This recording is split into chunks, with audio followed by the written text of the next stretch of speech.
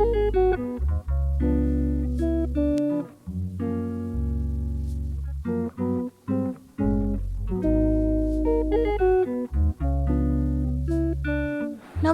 বন্ধুরা, আজ বানালাম ভেন্ডি কারি। প্রথমে কড়াইতে তেল দিয়ে দিলাম, আর তারপর তেলটা অল্প গরম হওয়ার পর আমরা আলুগুলো ছেড়ে দিলাম। আলুগুলো এক এক করে ছেড়ে দেওয়ার পর অল্প সামান্য পরিমাণে নুন ছেড়ে দিলাম ওটার উপরে। 1 টেবিল স্পুন নুন, 1 টেবিল স্পুন হলদি গুঁড়ো দিয়ে অল্প নাড়াচাড়া করব, মানে আলুটাকে ভালো করে ফ্রাই করতে হবে যত সময় না গোল্ডেন ফ্রাই হয়ে আসছে। এখন আমার আলুগুলো গোল্ডেন ফ্রাই হয়ে এসছে, আমি এখন নামিয়ে নেব আলুগুলোকে এক একটা করে।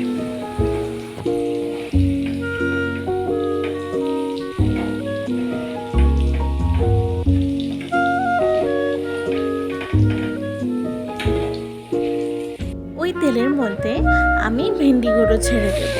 ভেন্ডিগুলো আমি আগেই কেটে রেখে দিয়েছিলাম।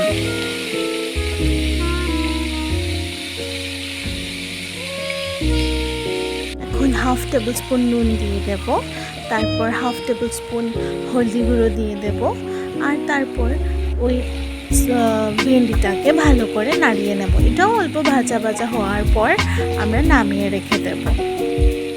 কড়াইতে সামান্য পরিমাণে অল্প তেল দিয়ে দিলাম। 4টা পেঁয়াজ কেটে রেখে দিয়েছিলাম, ওই পেঁয়াজটাও ছেড়ে দেব। তারপর সামান্য আদা দিয়ে দিলাম, আর কুচানো রসুন দিয়ে দিলাম। ভালো করে মিক্স করে নেব সবগুলোকে ভাজা ভাজা হওয়ার জন্য। তারপর কুচানো টমেটো 2টা রেখে দিয়েছিলাম কেটে, ওটা ছেড়ে দেব কড়াইতে। ভালো করে নাড়াচাড়া করে নেব যাতে টমেটোটা একটু সেদ্ধ হয়ে আসে।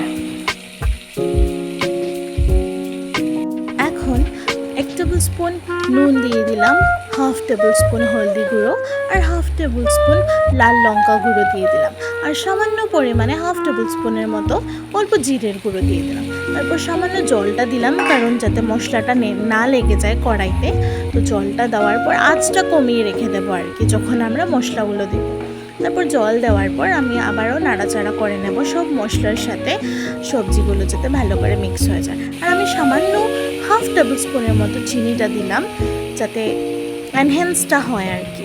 আর তারপর সর্ষের বাটাটা আমি অনেক আগেই করে রেখে দিয়েছিলাম, মানে আমি সর্ষে গুঁড়া প্যাকেটটা ইউজ করি, ওটাও আমি ইউজ করি। তো ওটা গরম জলে ভিজিয়ে রেখে দিয়েছিলাম অনেক আগে, তো ওইটা ছেড়ে দিলাম এখন ওই ওই টমেটোর উপরে, টমেটো পেঁয়াজের গুলোর উপরে। তারপর ভালো করে নাড়াচাড়া করে নেব। তারপর 2-3টা শুকনো লঙ্কা কি এটা কাঁচা লঙ্কাই এটা দিয়ে দেব। এটাও ভালো করে মিক্স করে নেব।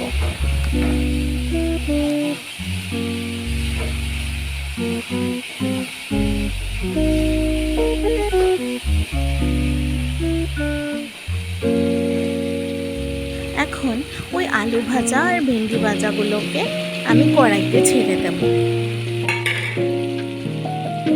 তারপর ওটার সাথে মশলাগুলোকে ভালো করে লাগিয়ে নেব।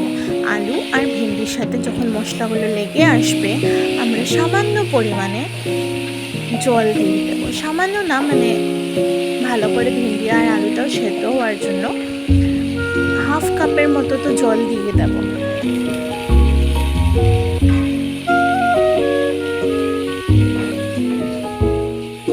অল্প নাড়াচাড়া করে নেব যাতে জলের মধ্যেও মশলাগুলো লেগে আসে ভালো করে। 2-3 মিনিটের মতো আমি ঢাকা দিয়ে রেখে দেব। 2-3 মিনিট পর ঢাকাটা উঠিয়ে যখন ফুটে আসবে জলটা, তখন আমি আবারও নাড়াচাড়া করে নেব ভেন্ডি আর আলুটাকে। আমার রান্নাটা রেডি হয়ে গেছে। ভালো লাগলে লাইক, শেয়ার, সাবস্ক্রাইব করবেন।